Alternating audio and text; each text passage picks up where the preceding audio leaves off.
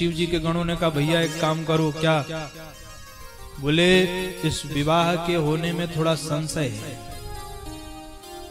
हमारे भोलेनाथ को देख के सासू मां मूर्छित होते होते बची, और कहीं विवाह मंडप में माता जी को भी मूर्छा आ गई तो विवाह तो होने से रहा, और विवाह होगा नहीं तो भूखे पेट लौटना पड़ेगा। इसलिए ये विवाह हो या ना हो, पहले हम सब भोजन करेंगे। तो राम जी के विवाह में विवाह पहले हुआ, भोजन बाद में। पर शिव जी के विवाह में भोजन पहले हुआ, विवाह बाद में। ये उल्टा काम। और क्यों ऐसा हुआ? क्योंकि हिमांचलपुर के लोग भी चाहते थे कि ये पहले खा पी ले, और नहीं एकौ ने उपद्रव मचाया तो खलमंडल मचा देगा, इसलिए पहले इनको भोजन करवाया जाए। और कैसी विचित्र जीवनार हुई है महाराज। भगवान शिव के जो गण हैं वो बैठे, अब एक व्यक्ति पत्तल लेकर के आया। अब पत्तल लेके खड़ा है, सोच रहा है रख न रखूं, क्योंकि जिसके सामने खड़ा है उसके मुख ही नहीं है। अब वे सोच रहा हैरान परेशान कि क्या करूं, को मुखहीन, अब उसके मुख ही नहीं है। तो उसने सोचा पत्तल बेकार करने से कोई फायदा नहीं है, दूसरे वाले के पास। और जब दूसरे वाले के पास गया तो पहले ने आवाज दी हम यहाँ हैं। अब वो हैरान होकर देखे कि आवाज कहां से आ रही है। तो उसके बगल में एक बहुमुखी व्यक्ति बैठा था जिसके बहुत से मुख थे। उसने कहा महाराज ये मेरे पड़ोसी को तो आपने पत्तल दी ही नहीं, यही बोल रहा है। तो वो ध्यान से उसे देखता है, अरे इसके तो मुख ही नहीं है, ये खाएगा कैसे? बोले वो कैसे खाएगा, वो उसकी समस्या है, तुम तो पत्तल उसके सामने रखो। तो उसके सामने ले जाके पत्तल रख दिया। और बगल में जो बैठा था उसके बहुत से मुख थे, तो उसके जितने मुख थे उतनी परिक्रमा लगा लगा करके और पत्तल रख दी उन्होंने। ऐसी एक तो महाराज खीर लेकर के आया, और उसने सोचा खीर देखते ही भूत प्रेतों में हल्ला हो गया, अरे खीर आई खीर आई। अब जो खीर लेके आया था वो हैरान कि अगर एक ने भी झपट्टा मारा तो खीर तो जाएगी, अपना हाथ और लेके जाएगा। उसने 6 फीट लंबे बांस में करछुल बांधी और 6 फीट दूर से ही खीर की हरिहर, 6 फीट दूर से ही खीर खिला रहा। ऐसी विचित्र जीवनार हो रही है, और माताएं सब सुंदर सुंदर गीत गा रही हैं। माताएं भगवान शिव को जीवत देहि मधुर धुनि गाई।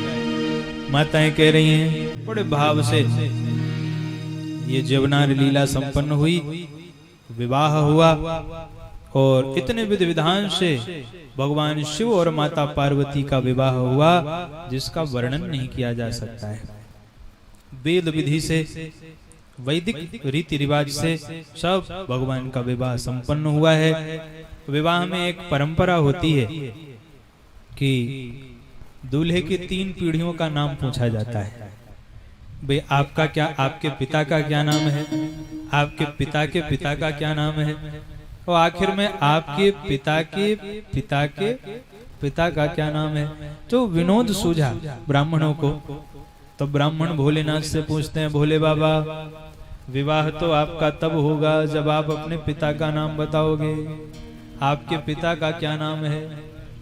और शिव जी चक्कर में पड़ गए, जाने तो बताएं। तो नारद जी बैठे बगल में। नारद जी ने कहा भोलेनाथ तो सरल सी बात है, अरे लीला पक्ष में तो आप ब्रह्मा जी से ही प्रकट हुए, तो कह दीजिए कि आपके पिताजी हैं ब्रह्मा जी महाराज। भगवान शिव ने कहा ब्राह्मणों ध्यान पूर्वक सुनो, मेरे पिता का नाम है ब्रह्मा जी महाराज।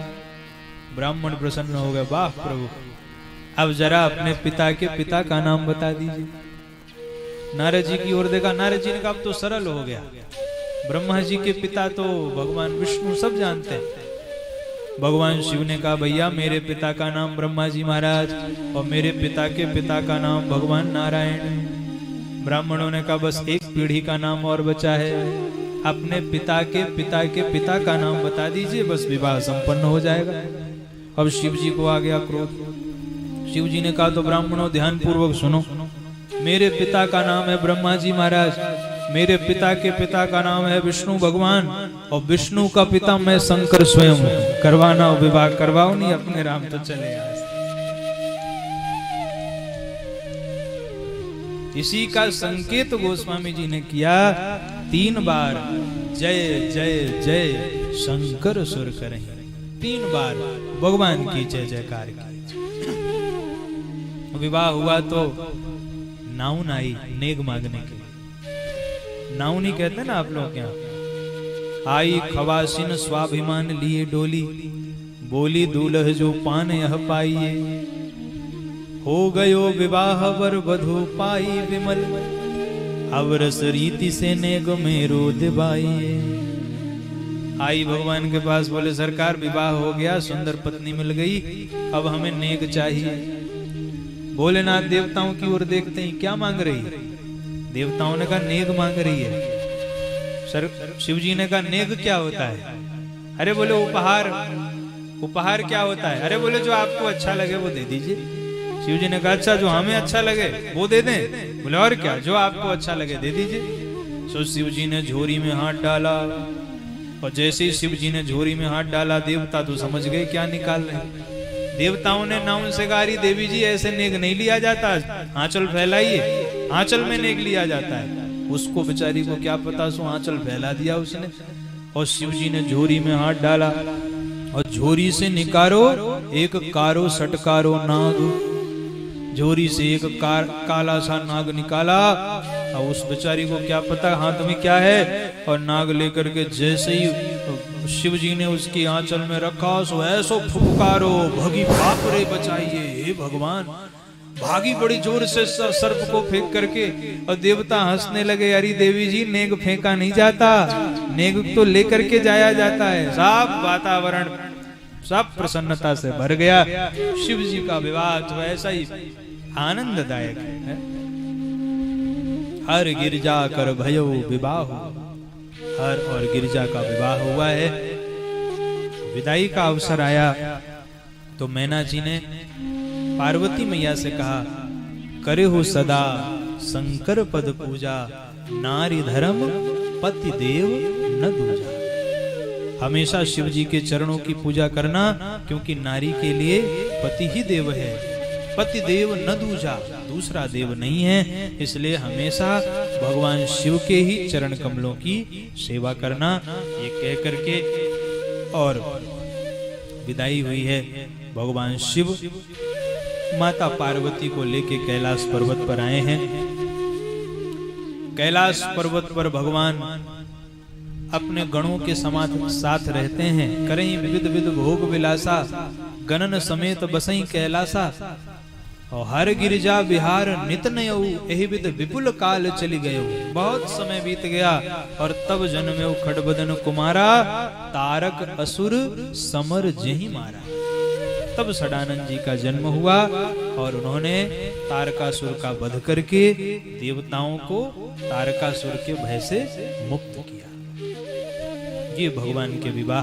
अब जो भगवान शिव माता पार्वती के विवाह को सुनते हैं, उसकी फलश्रुति गोस्वामी जी बता रहे हैं। यह उमा शंभु विवाह जेनर, नारी सुनहि जगावहि।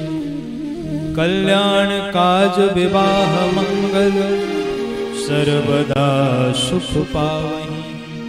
जो भी शिव पार्वती के विवाह की कथा को सुनते हैं, उनके जीवन में मंगल ही मंगल होता है। जब भी कोई उत्सव हो, घर में विवाह उत्सव हो, जन्म उत्सव हो, और अगर आप चाहते हैं कि मंगलमय तरीके से संपूर्ण हो जाए, तो शिव और पार्वती विवाह की कथा को सुना जाए, कहा जाए, तो मंगल ही मंगल होता है। और शिव पार्वती विवाह की आप सभी को ढेर सारी शुभकामनाएं।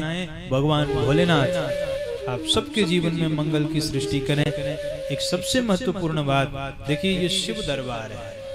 यहाँ हम लोग बैठे हैं, ये शिव दरबार है। यहाँ जब भी आओ, समय से आओ, पहले भोलेनाथ को एक कुछ नहीं तो एक लोटा जल चढ़ाओ, प्रणाम करो, और फिर कथा में आओ। देखिए, ये नियम केवल 9 दिन के लिए न हो, ये नियम आप हमेशा के लिए बनाएं। नित्य आए, भगवान शिव का अभिषेक करें, नहीं कुछ तो जल से ही अभिषेक करें, जल चढ़ाएं।